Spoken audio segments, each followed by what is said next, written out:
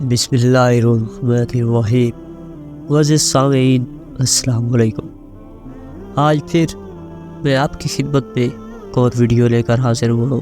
حضرت ابراہیم علیہ السلام کی زندگی کے حالات و واقعات کا ایک اور قصہ ہے۔ جب وہ آگ سے نکلے تو کس ملک کی طرف چلے گئے، اور راستے میں جب ایک شہزادی کو دیکھا کہ وہ کچھ لوگوں کو جمع کر کے دیکھ رہی ہے۔ یہ قصہ ہم شروع کرتے ہیں۔ مسلسل 40 دن تک آتش قدر نمرود میں رہنے کے بعد جب حضرت ابراہیم علیہ السلام کا اس آتش قدح سے باہر آئے تو ملک شام کی طرف چل دیے۔ وہاں جا کر ایک شہر جو خزائن الوجہ کہلاتا ہے، آپ نے وہاں قیام کیا۔ اس شہر میں پہنچنے کے بعد کیا دیکھتے ہیں کہ ہزاروں آدمی نفیس لباس پہن کر ایک عظیم الشان میدان کی طرف چلے جا رہے ہیں۔ حضرت ابراہیم علیہ السلام نے یہ دیکھ کر لوگوں سے دریافت کیا کہ تم لوگ سب نفیس لباس پہن کر کہاں جاتے ہو؟ انہوں نے کہا، یہاں ایک بادشاہ کی شہزادی ہے اور وہ صاحب جمال ہے، اور خیال یہ کیا جاتا ہے کہ اس جیسا آج سارے عالم میں کوئی نہیں، اور ہر ملک کے بادشاہ اور شہزادے سب اس کی خواستگاری کرتے ہیں۔ وہ شہزادی کسی کو قبول نہیں کرتی اور یہ کہتی ہے کہ میں اپنی پسند کی شادی کروں گی۔ آج تقریباً 7 دن ہو رہے ہیں، لوگ برابر وہاں جاتے ہیں، اور اس کا طریقہ عمل یہ ہے، جب سب جمع ہو جاتے ہیں تو وہ شہزادی خود نکل کر دیکھتی ہے، لیکن پسند کوئی نہیں کرتی۔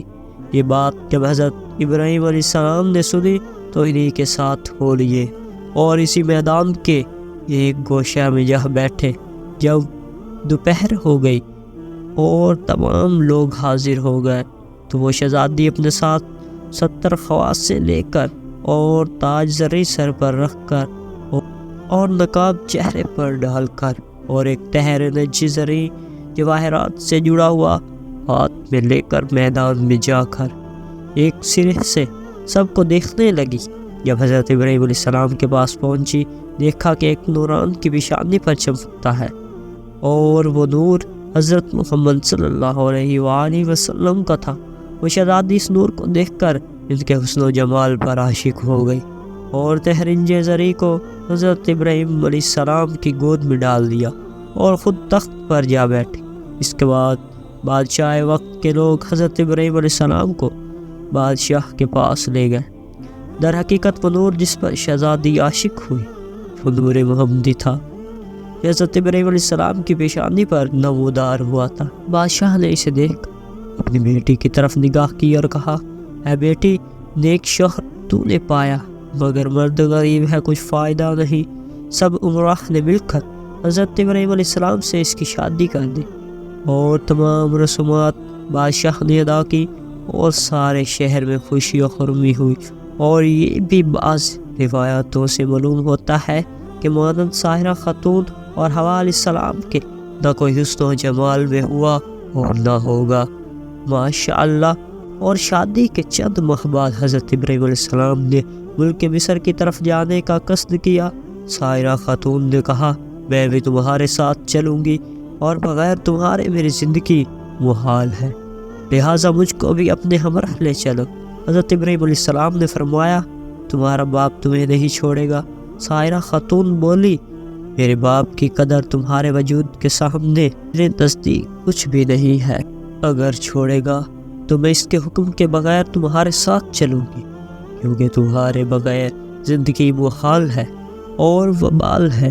ساحرہ خاتون نے اپنے باپ سے رخصت مانگی، اس نے ان کو اجازت دے دی۔ تب حضرت ابراہیم علیہ السلام ساحرہ خاتون کو لے کر شہر سے نکلے، اور اللہ تعالیٰ کا حکم بھی یہی تھا۔ راستے میں کچھ لوگوں نے کہا، اے ابراہیم علیہ السلام، مصر کا بادشاہ بہت ظالم ہے اور عورتوں کی خواہش بہت رکھتا ہے، اور بالخصوص عرصے کا بہت زیادہ شائق ہے، اور بہت جلد اس طرف مائل ہو جاتا ہے، اور اس کے راستہ پر 10 آدمی متعین رہتے ہیں۔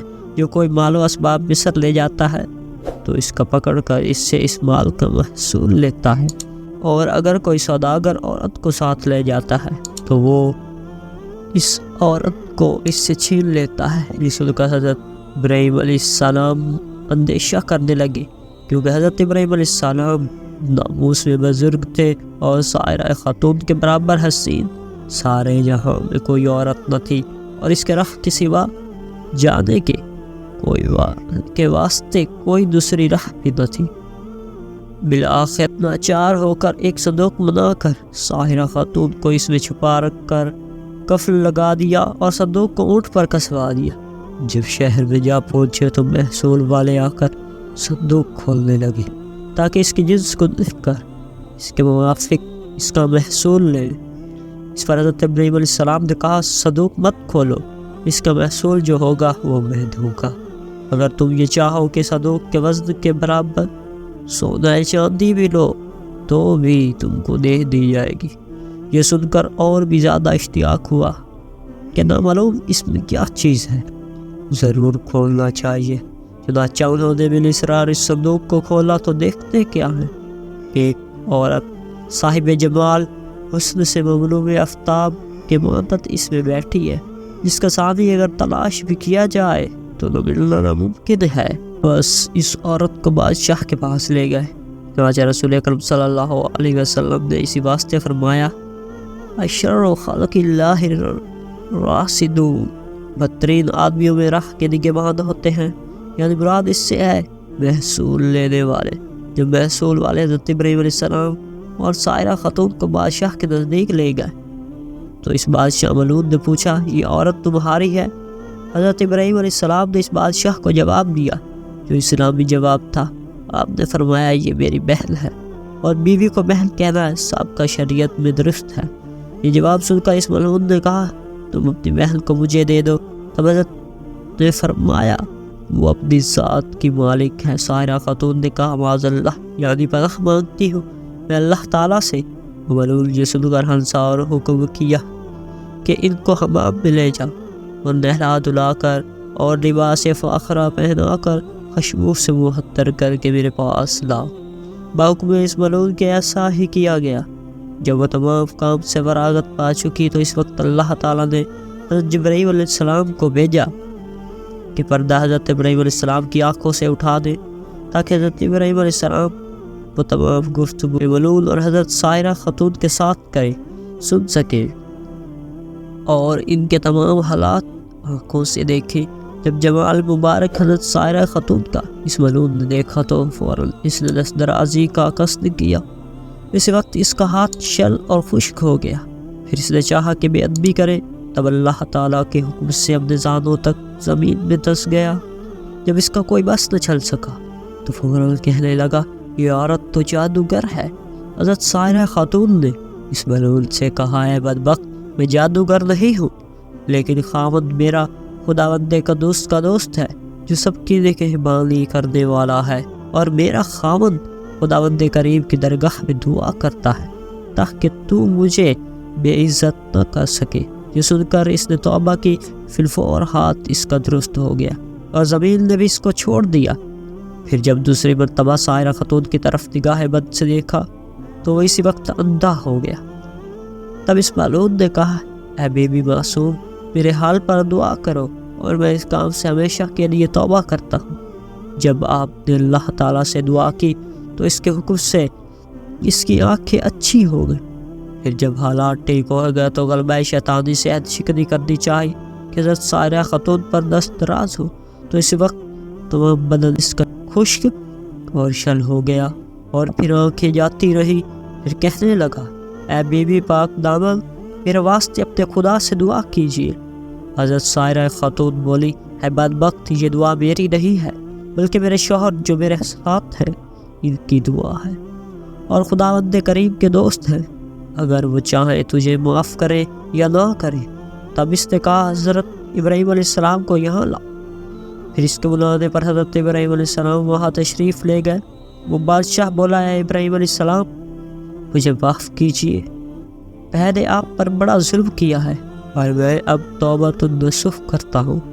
حضرت ابراہیم علیہ السلام نے اس بادشاہ سے کہا، یہ میرے حکم سے نہیں ہے، یہ سب خداوند قدوس کے حکم سے ہوتا ہے جو تمام جہان کا رب و مالک ہے۔ دیکھو، خدا کی مرضی کیا ہے، اس کے مطابق کرنا ہوگا۔ اسی وقت حضرت جبرائیل علیہ السلام نے آ کر فرمایا، اے ابراہیم خلیل اللہ، خدا تعالیٰ نے تمہیں سلام کہا اور فرمایا کہ جب تک یہ تمام ملک اور خزانہ اپنا تم کو نہ دے تم ہرگز اس سے راضی نہ ہونا۔ پھر حضرت ابراہیم علیہ السلام نے اس بادشاہ سے یہ بات کہی کہ میرا رب ایسا فرماتا ہے۔ بادشاہ نے حضرت ابراہیم علیہ السلام سے جب یہ باتیں سنتے ہی تمام سلطنت اپنا خزانہ حضرت ابراہیم علیہ السلام کو دی۔ یہ کیفیت ہونے پر حضرت ابراہیم علیہ السلام نے اس بادشاہ کے حال پر دعا کی اور اس نے دعا کی برکت سے صحت و تندرستی پائی۔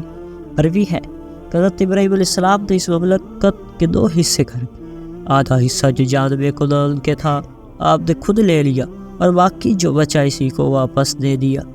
اس بادشاہ نے ایک سائنسدانی دوشیزہ نے ایک خوبصورت صاحب جمال لا کر حضرت سائرہ خاتون سے کہا، اے نیک بخت بیوی، میں نے تمہاری بے حرمتی کی کوشش کی اور میں نے تم کو دیکھ کر اندیشہ مند کیا، بس تمہارے عفو و معاف کے شکرانے میں یہ بی بی ہاجرہ تمہیں کو دیتا ہوں، اور جو گناہ و تقصیر مجھ سے ہوئی معاف کیجیے۔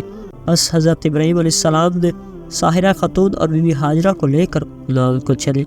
راستے میں حضرت ساحرہ خاتون اپنا حال جو بادشاہ کے یہاں گزرا تھا وہ بیان کرنے لگی۔ حضرت ابراہیم علیہ السلام نے فرمایا، یہ ساحرہ خاتون تم خاطر جمع رکھو، اب کچھ اندیشہ مت کرو۔